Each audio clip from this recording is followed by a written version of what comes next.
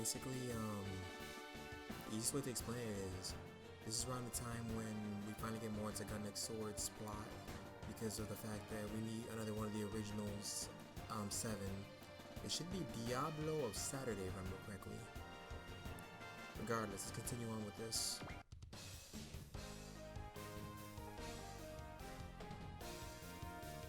Alright, so apparently we've got another major Star Wars. Apparently his name is this, sorry. We got someone new to join us, which is Tai Z, the Blaster Tiger. He's apparently formerly the commander of Kita's 3rd Division, and he's got some new followers he's picked up. So yeah.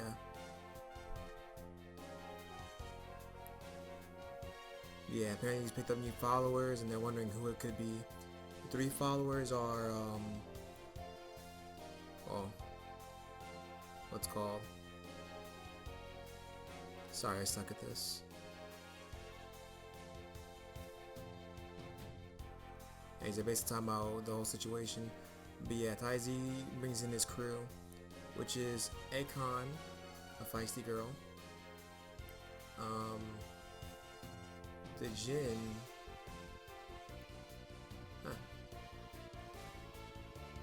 Sorry. But yeah, Khan's is one of them.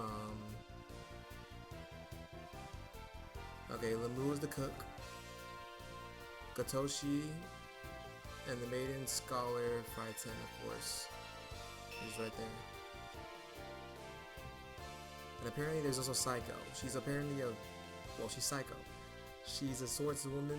Yeah, she's a swordswoman with a more noteworthy sword. Apparently together the 5 of them are the Invincible Squad. Okay then. Yeah, also going to be handy in battle. So yeah. So now we got more Zoids.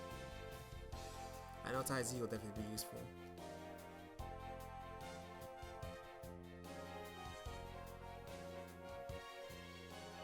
So yeah, apparently now we're getting ready to assault the digald since the Siberians have been dealt with. So yeah. Apparently after all these suggestions they're giving, Lacan has an idea.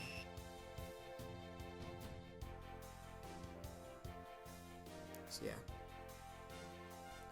Meanwhile, of course, he's trying to find his generator as usual, which no luck in that in this game.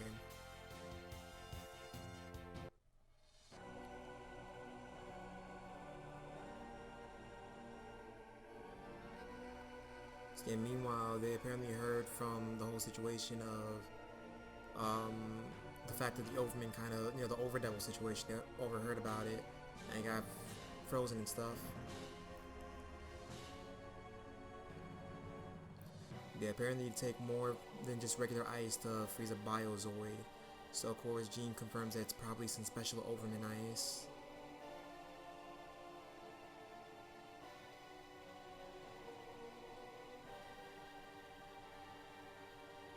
So yeah, apparently, from what he had heard, the Overman went crazy and got destroyed by a big Dragonzoid. The Dragonzoid, of course, is the Daiku Mario. So yeah.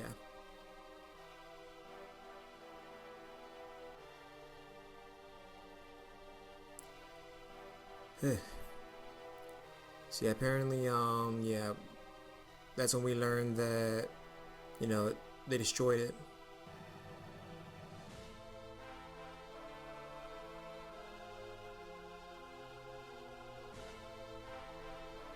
So yeah, apparently they're talking the whole Liger type and all sort of stuff on how to stop it. Regardless, he already paid attention that apparently Lacan's been, as he's been gathering forces to take down the Digald, and he's trying to figure out who can stop it. Unfortunately, out of nowhere, Gilberg himself comes in.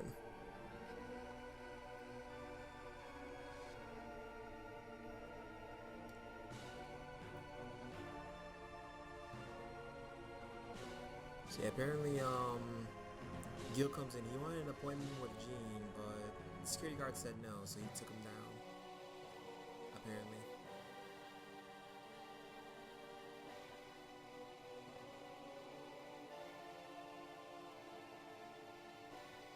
Apparently, that's kind of funny. He apparently given restraint, considering he could have leveled the entire building instead took down the guards.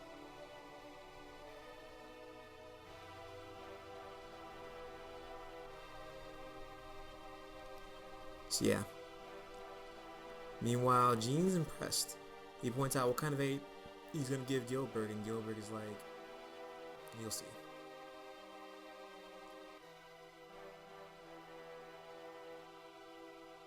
So yeah, he'll offer the digald the usual stuff of, the original enemy stuff.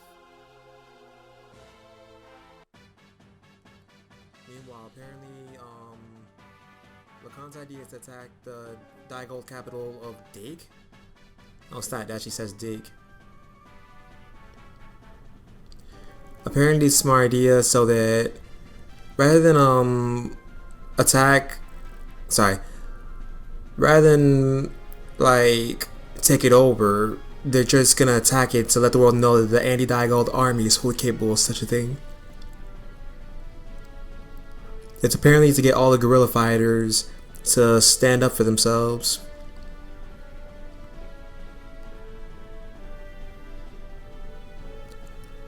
The others are pointing out the stupidity in it, but it is true in digald.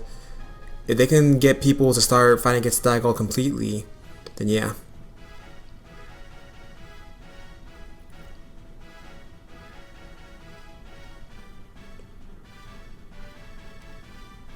So yeah, apparently even then with the gate they could do stuff, but there wouldn't be any use. Lacan points out to not really be over enthusiastic about it. Meanwhile, Hatter is just all enthusiastic about it.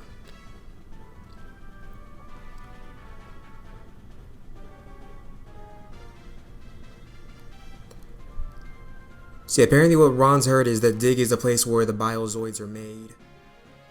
But they point out that Zoids have to be relics, that they're not made. Which does make sense, because remember, in Zoid's Genesis timeline, it's way past New Century Zero and Fusers. In Chaotic Century, they were natural things that were also built, but needed a Zoid core to activate. In New Century Zero, by the time they were basically made as actual weapons, to the point that they were just, machines, not really living. Fusers went back into the whole, they're a little bit living, a little bit regular machine, and then apparently a great big disaster happens in the Zoid's timeline that they still have not explained yet what that big disaster is. But considering Zoid's wild is a thing, they might be able to get some more Zoids. Regardless, apparently a big disaster happens before Genesis, which leads to the whole situation of Genesis's background. It isn't even explained in the battle story as well, because most of the Zoids from Genesis, they don't have a real entry in the battle story. Like how the Norosame Liger, nobody knows who built it, not even in the battle story. Whereas Liger Zero, the Shield, Blade, all the other Ligers and everything, they're explained on their whole entire origin is explained basically. But Norosame Liger doesn't, and all those other Zoids don't really have an origin there. And it's back to business. Yeah, apparently that's what he thought, but he's just saying what he's heard, basically.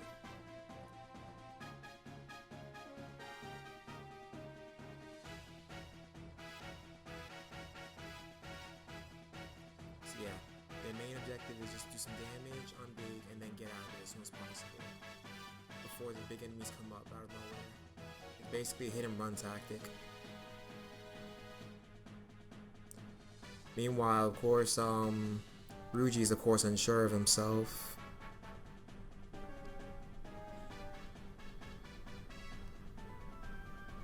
So yeah, apparently Shin says one of the many things that Athrun said to him during this time, which shows that Shin apparently grew as a person.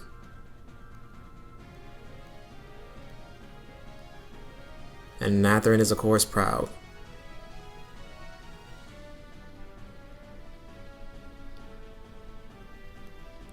Apparently it was, if Heine was alive, he would have said that it was Heine's credit.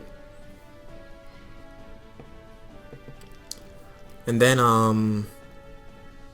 before Kigali closed the meeting, apparently we got info on the Clawman. So this is where we fight one of the original 7. Not the original 7, one of the new original 7. Clawman does, oh yeah, she hasn't found any news on the generator.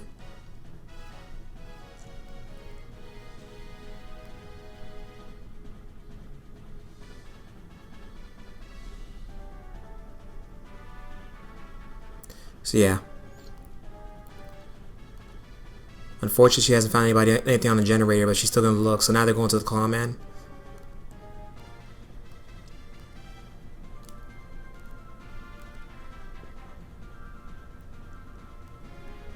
Meanwhile, yeah, the digald has nothing to do with Van. He doesn't care for it. He's just been there for the claw.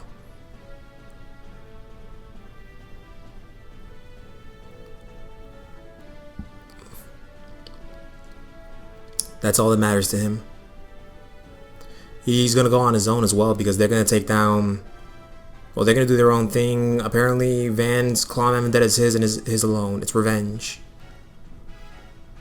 Lulu decides to lend them her dad's air car to get to the clawman's area, but to be sure that they return it because it's her father's apparently. Meanwhile, we're going to dig to fight, and we won't really need Van and Dan and Thursday anyways. Yes, we will, because Dan and Thursday is like the best unit in this game. Regardless, they're good with it, so now we separate.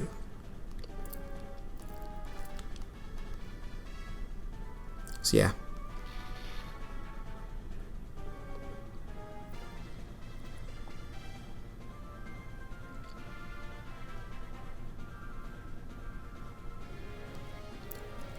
All about revenge. It's kind of sad. Celine does wish that there was a way to alter the vector of Van's drive in a more constructive direction, but yeah, no, it's not happening. Ironically, it does happen because it's his love for Elena that, you know, fuels him later on, more than his revenge.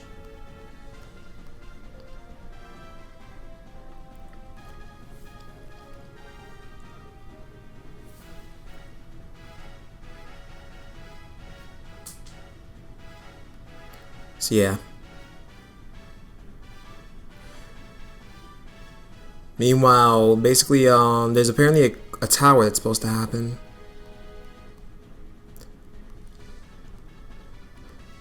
But yeah, apparently there was a tower and stuff. Basically, what? Yeah, there's a tower right there.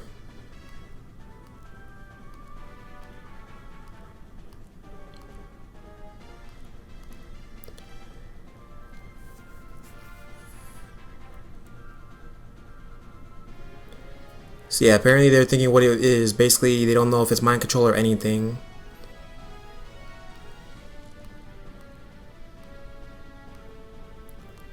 Regardless, they leave.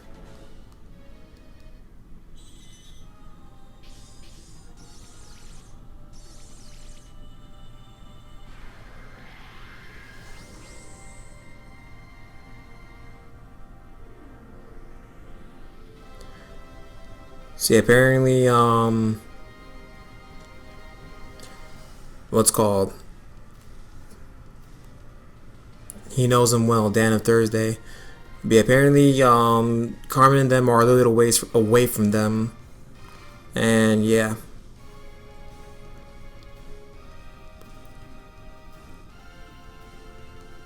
So yeah, apparently this is William Woo Woo, son of Cool Crying Crew. The heck kind of stupid rhyme is that? Anyways, apparently he knows well about Dan of Thursday since the new original 7 stuff.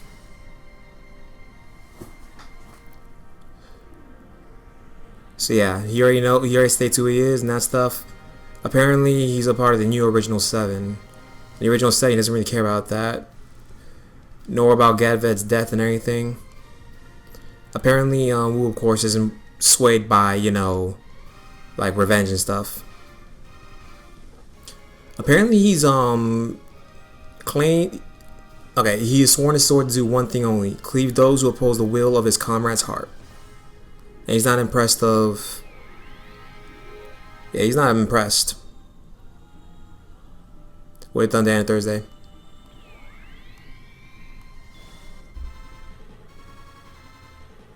Come on, Dan.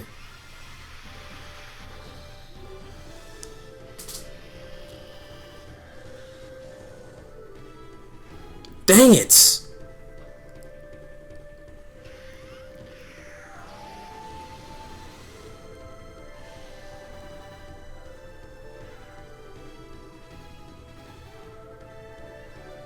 So he points out that Van is pretty good with high maneuvers, given as he's never used a machine. He's never learned the basics of Dan. Apparently he has talent, but he's gonna be that talent's gonna be rent asunder.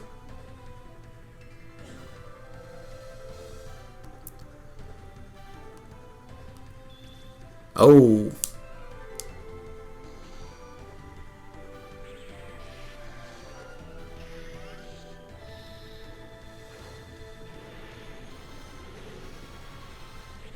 Then rapier thrust. Regardless, this is where he proves that we don't have any luck.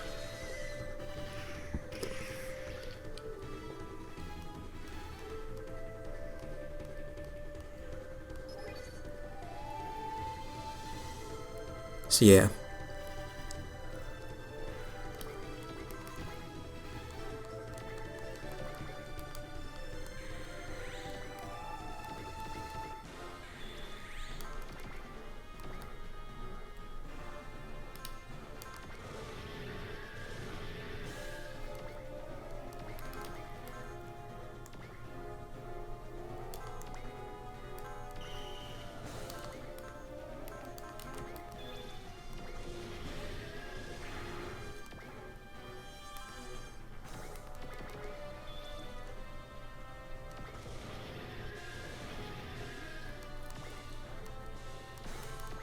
And this is where you finish him off. This is one of the ways to unlock what's it called? Vasilina and Michael. Or Mikhail.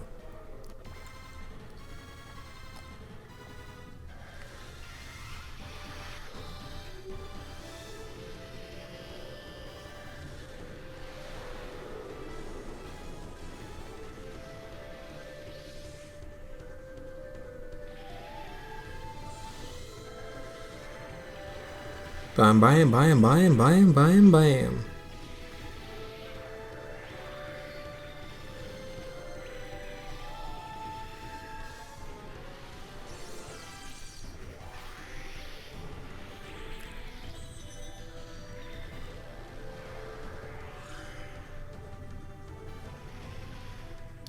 And this is one of the requirements needed to unlock what's it called? Michael and Vasilina. Apparently he's not impressed though, so yeah, this is where he beats us up badly.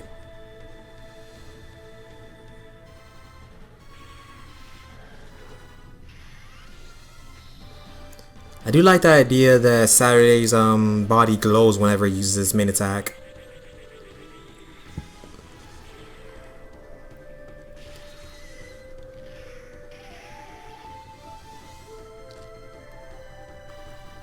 Before he can fully finish him off, here comes Kurosa to let him know that their comrade's calling. Apparently Saudi's about to be activated.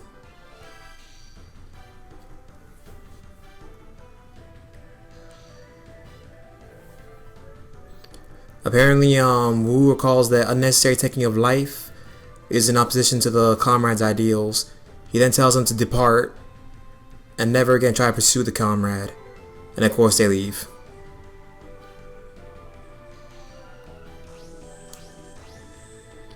Unfortunately they don't... Dan's out of commission, and Van, so he's not responding. Meanwhile on the other side, we're getting straight to dig already. Apparently it's eerily deserted.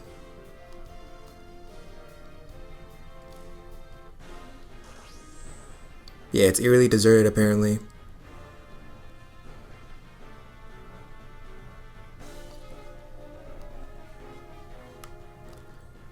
So yeah, it is where we get ambushed by their forces.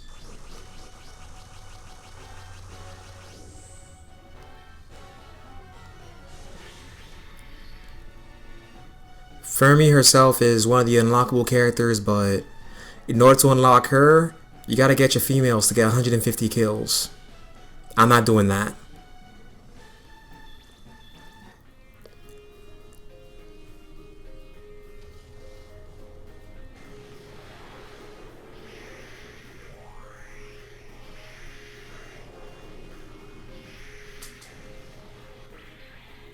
Unfortunately, destroying her own units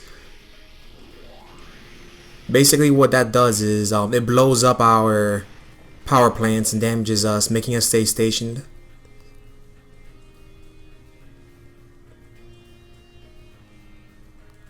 So yeah, this is where we what's called? This is where we get everybody out so that we can actually fight.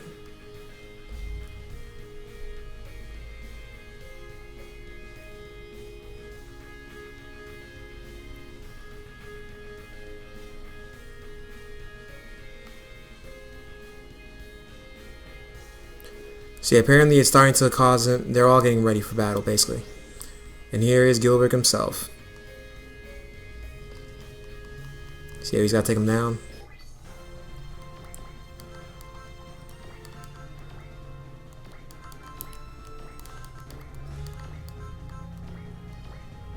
Let's team him up with Yes Knight. Nah.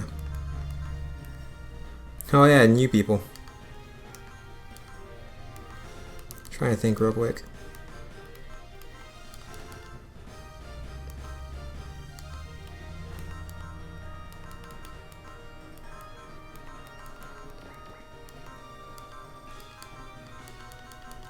I'll probably give Hatter with Brownie.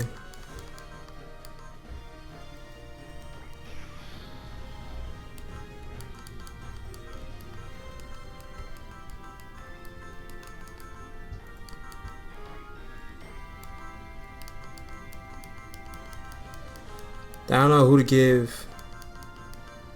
I'll probably just keep King Gainer alone, honestly. Nah. Yeah. Unless there's something I can use? Oh, Dangayo. Okay, let's go.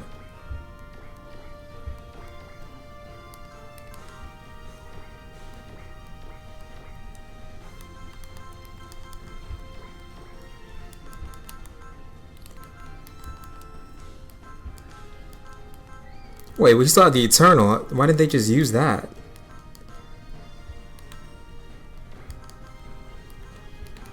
Oh well.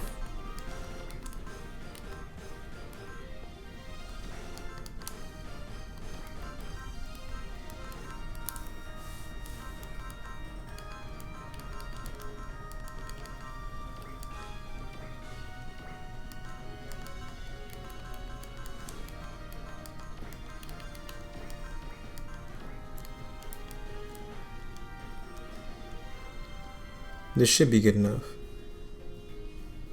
Regardless, that's the biovolcano.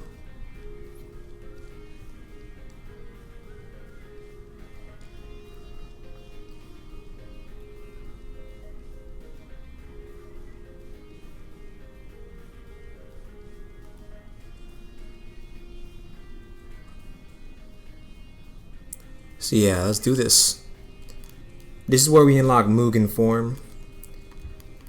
But first, let's take these guys down.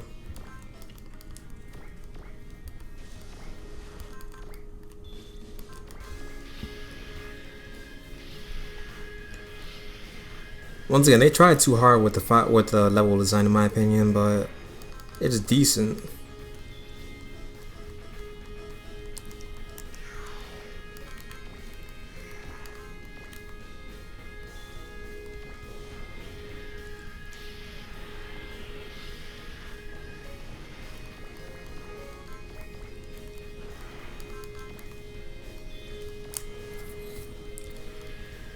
Although one thing I would have wanted was, like, I like that they stay true to the series' story.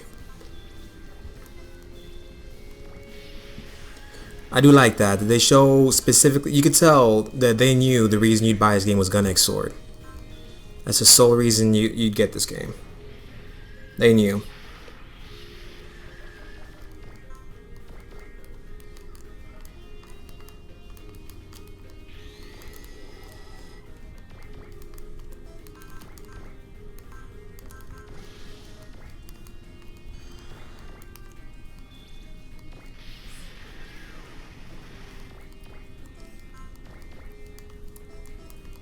Just pour anything, because I actually do want to finish this pretty quickly.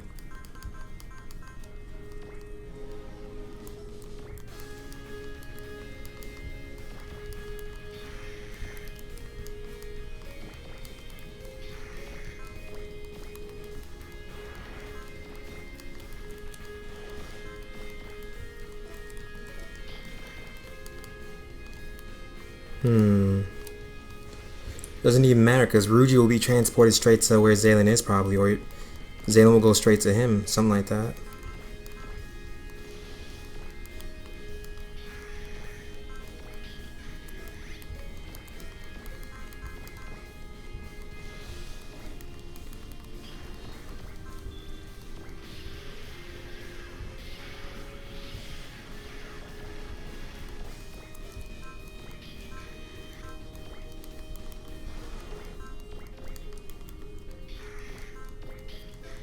Dang, why can't I go into them?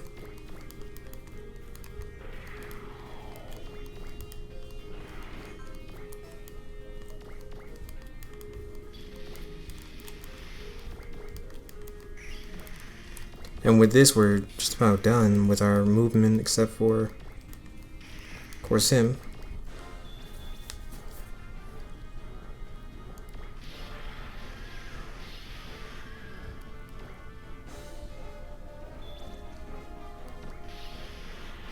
Yeah, Voltaire Lumiere. But nah, my main problem with the game though was just the idea that skills, once again, you shouldn't do skills. Z2, like the later on games, perfectly mastered it. And the idea that you earn pilot points to get those skills.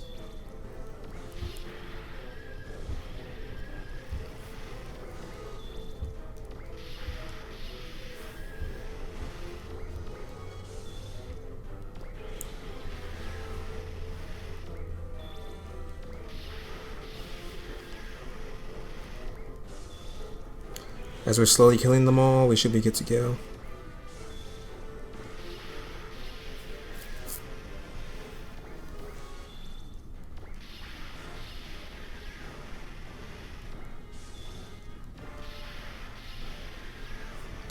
Ugh. This entire army. Bowser's designs are cool, but once again, just like anything else in Genesis, they don't really have any actual info on them.